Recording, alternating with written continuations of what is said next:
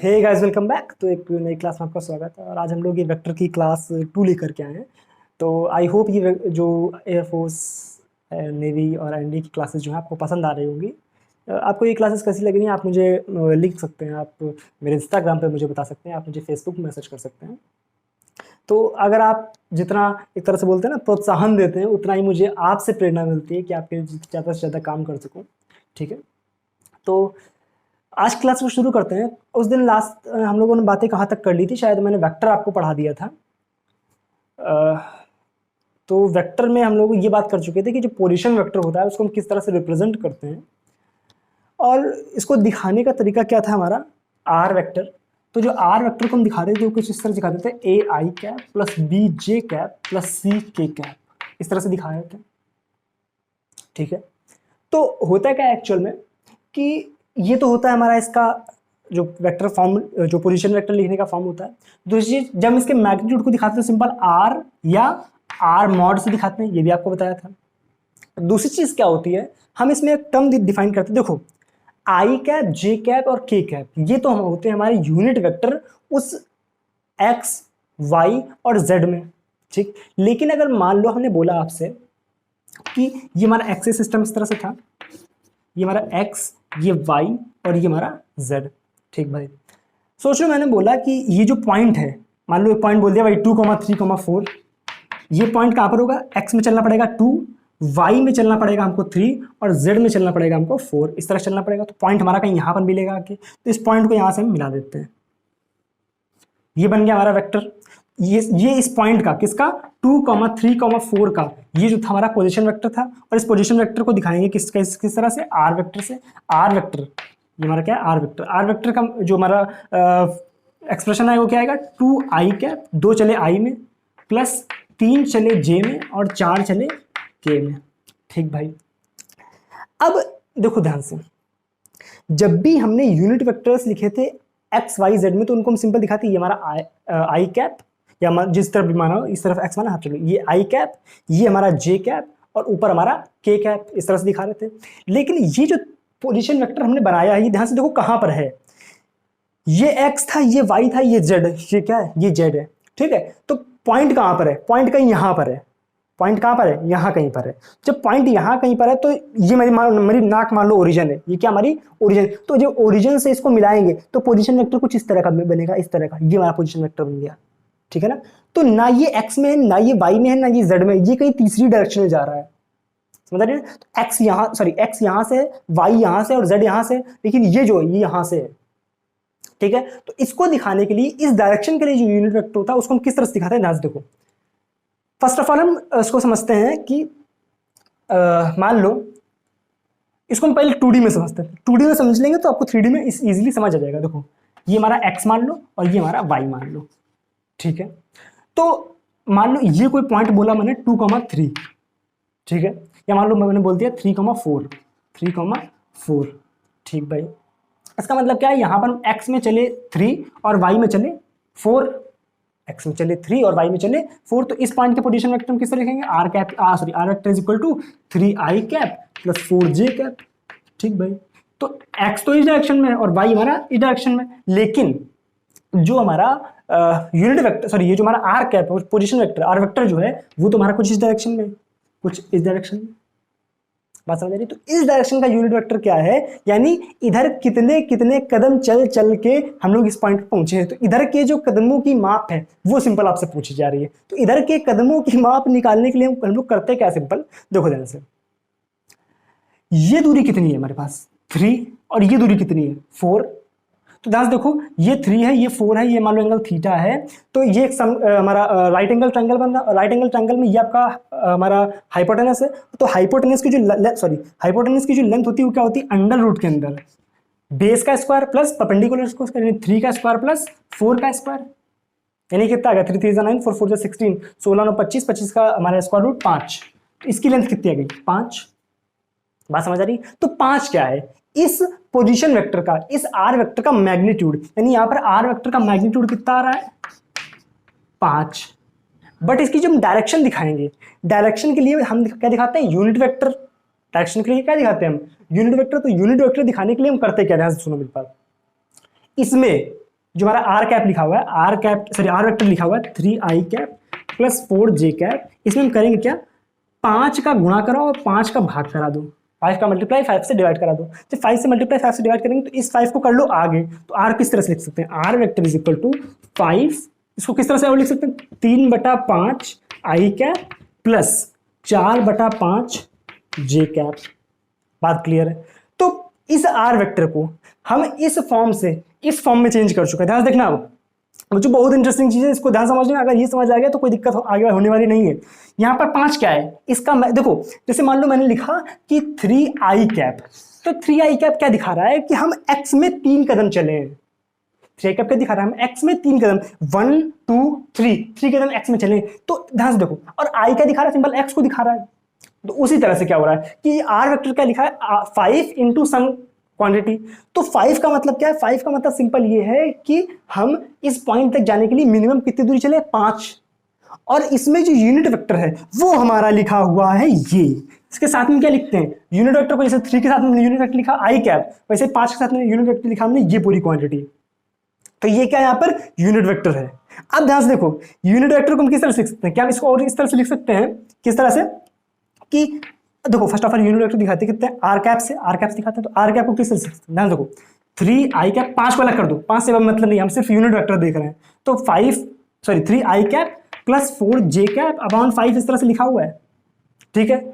और 5 को हम किस तरह से लिख सकते हैं, ध्यान देखो 5 को किस तरह से लिख सकते हैं, 3i cap plus 4j cap upon under root के अंदर 3 का स्क्वायर प्लस 4 का स्क्वायर, ठीक है। और ये क्या है, 3 का स्क्वायर प्लस 4 का स्क्वायर, 3 का स्क्वायर प्लस 4 का स्क्वायर, ये हमारा है इसका मैग्नीट्यूड, आर का हमारा या 5 जो है हमारा क्या है, उसका मैग्नीट्यूड है। और ऊपर क्या लिखा है, आर वेक्टर। तो आर कैप को निकालने का तरीका हमारे पास क्या आ गया, आर कैप को निकालने का तरीका क्या है, जो वेक्टर आर है, जो वेक्टर आर है उसमें उसका मैग्नीट्यूड जो है उससे डिवाइड करा दो, हम क्या निकाल लेंगे, यूनिट वेक्टर। हम क्या निकाल लेंगे, यूनिट वेक्टर।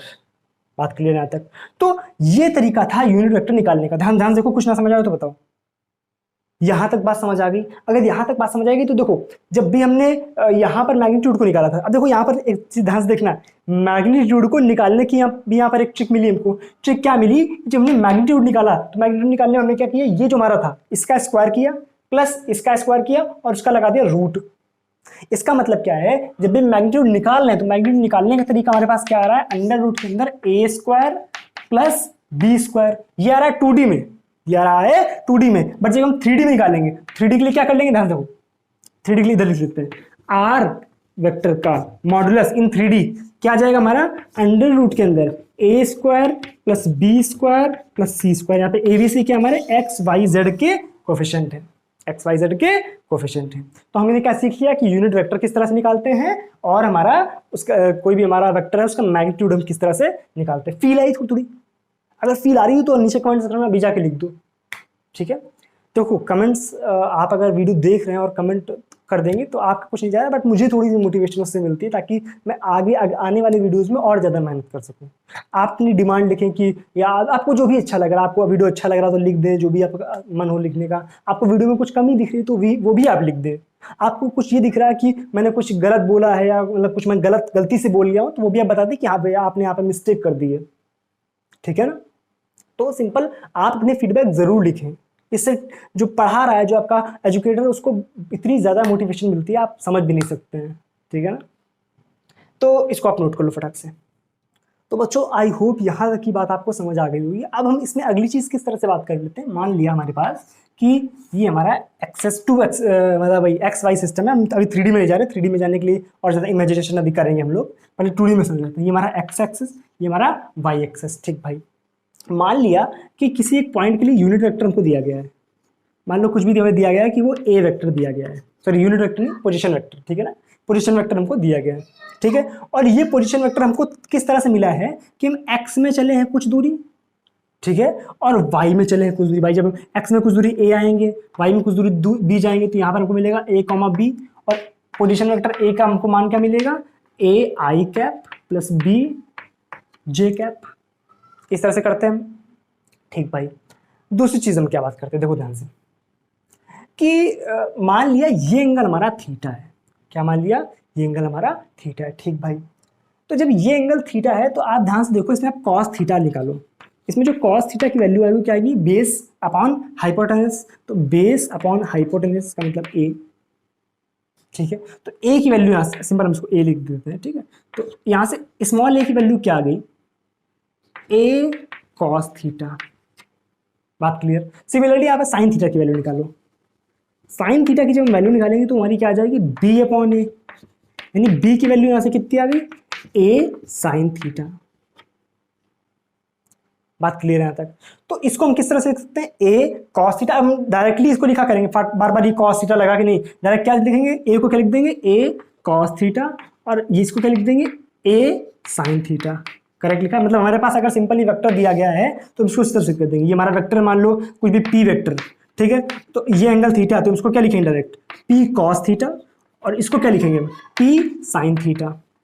ठीक है, अगर देखो ध्यान से हम करेंगे क्या, मान लिया कि अगर ये पी साइन थीटा है, ये पी साइन थीटा है, तो देखो ध्यान से, सॉरी थोड़ा तिरछा बन गया।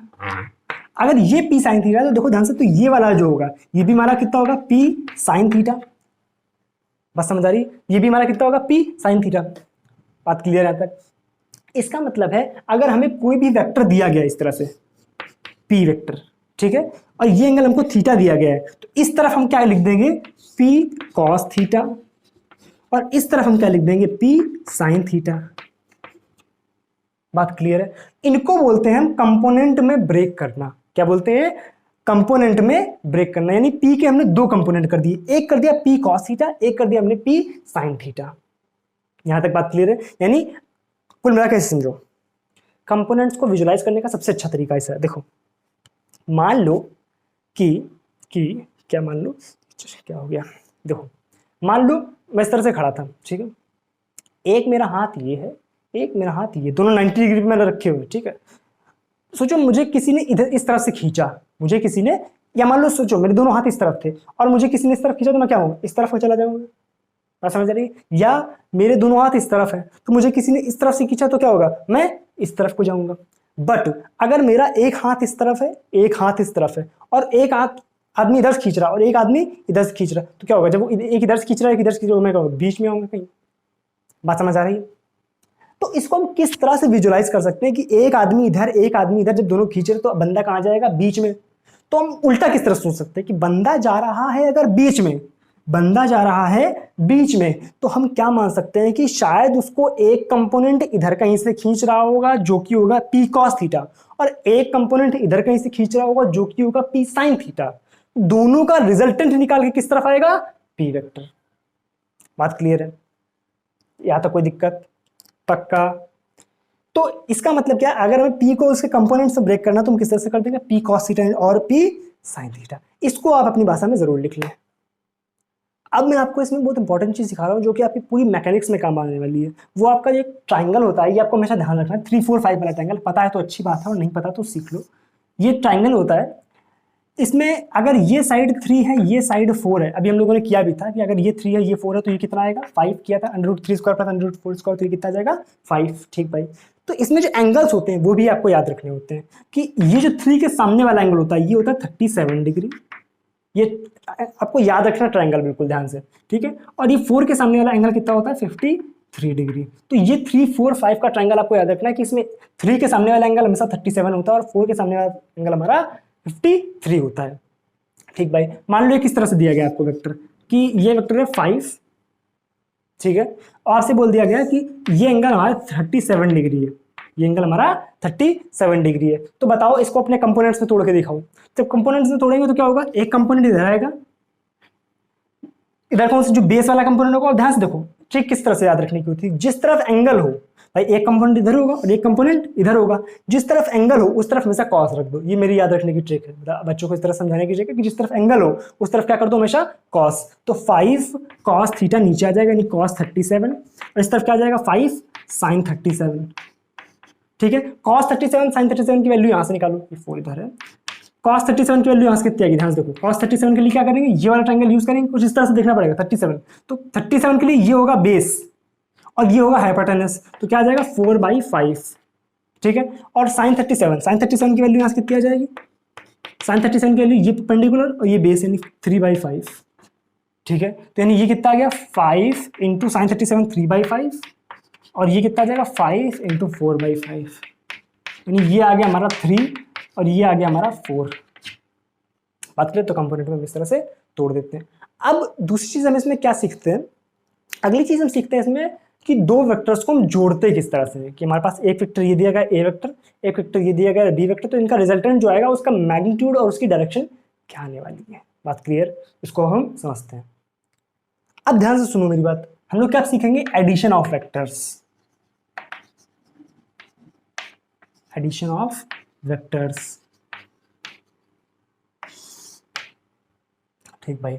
एडिशन ऑफ वेक्टर्स हम किस तरह से, मान लो हमारे पास एक वेक्टर ये दिया गया है ए वेक्टर, ठीक है, और दूसरा वेक्टर दिया गया है कुछ ये बी वेक्टर, और इनके बीच का एंगल हमको दिया गया थीटा, ठीक है।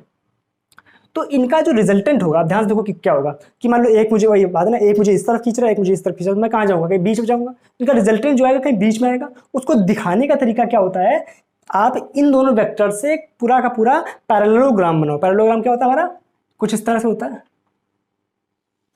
कुछ इस तरह से पैरेललोग्राम बनेगा। ये मैंने पैरेललोग्राम कंप्लीट कर दिया, ठीक है। और इसका जो ये ओरिजिन था, इससे इस एंड पॉइंट को मिला दूं, सॉरी थोड़ा सा नहीं मिला, इस तरह से मिला दूं, ठीक है। तो ये जो होगा इन दोनों का रिजल्टेंट होगा, ये जो होगा इन दोनों का रिजल्टेंट होगा। इसको अपन आर से दिखा देते हैं, ठीक है। अब देखो ध्यान से करेंगे क्या हम, कि जो भी आर की वैल्यू आएगी, जो भी आर की, अब इसमें हम ज़्यादा प्रूफ के चक्कर हम लोग नहीं पढ़ेंगे, कि हम लोग जिस एग्जाम के पॉइंट ऑफ व्यू से पढ़ रहे हैं हमारे लिए प्रूफ को इसका इंपॉर्टेंस नहीं रखता है, तो अपन सिंपल इसका जान लेते हैं कि निकालते किस तरह से। तो जो आर वेक्टर हम निकालेंगे, जो भी हम आर वेक्टर निकालेंगे वो कितना आएगा हमारा, अंडर रूट के अंदर A square plus B square plus 2ab cos theta. ये होता है रिजल्टेंट वेक्टर का magnitude.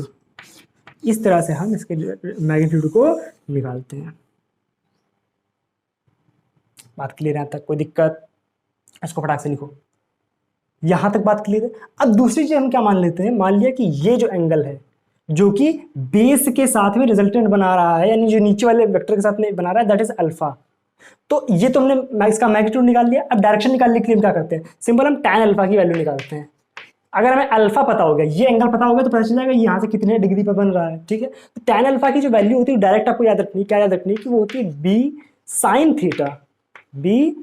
Theta upon a plus b cos theta. बात क्लियर? ये होती है हमारी इसकी डायरेक्शन। तो हम जब भी हमें मैग्नीट्यूड निकालना होगा तो हम इस तरह से निकालेंगे, और जब भी हमें डायरेक्शन निकालनी होगी तो हम इस तरह से निकालेंगे। बात क्लियर आता है? तो एक आध इसमें स्पेशल केस जो बन जाते हैं वो क्या बन जाते हैं, कि जब भी मान लो थीटा की वैल्यू में 90 मान ली, अगर थीटा की वैल्यू में 90 मान ली तो ध्यान से देखो क्या आ जाएगा, cos 90 की वैल्यू 1, सॉरी cos 90 की वैल्यू 0।